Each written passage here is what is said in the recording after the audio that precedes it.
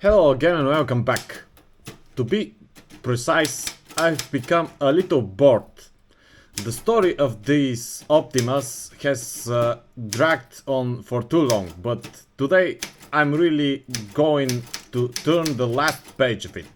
Fortunately, this machine is still in the apartment, so I will show a few more photos here.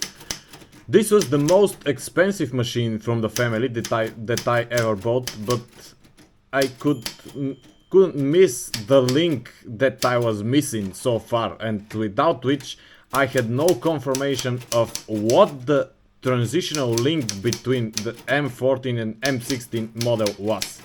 This is, although when I look at it in the ad, I wasn't sure because no photo of the back of the machine was shown where the inscription is. It turned out to be the very first generation of M16.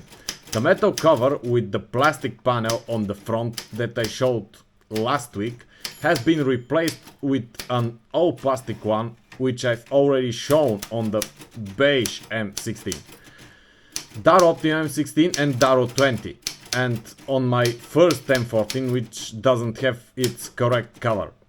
However, the light grey, almost white color and the engraved logo are preserved, which were later replaced by the beige color and the logo stamped on a metal plate.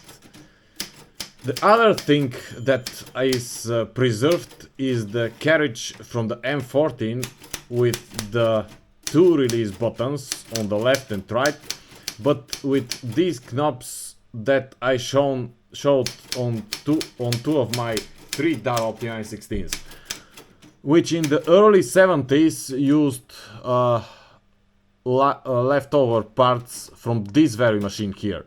Yes, it could be right to say that this machine is the first machine from the first generation of M16 is the prototype of Darrow Optima M16.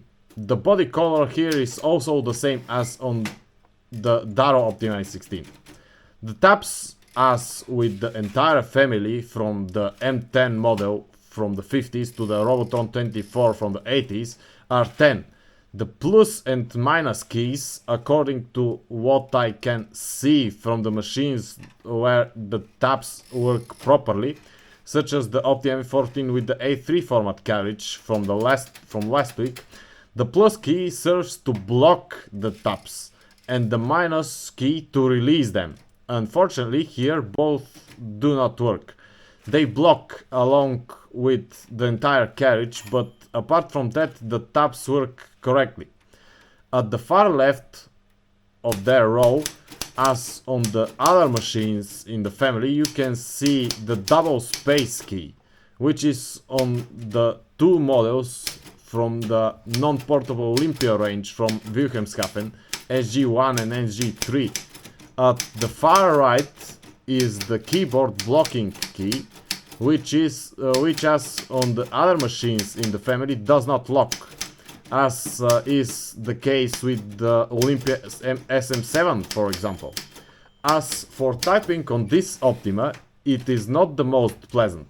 Well preserved, and I would even say the best preserved family machine I've ever had, with impeccably preserved plastic parts, but also a lot of oxidation on the metal mechanisms inside, which makes the keys and the spacebar quite stiff.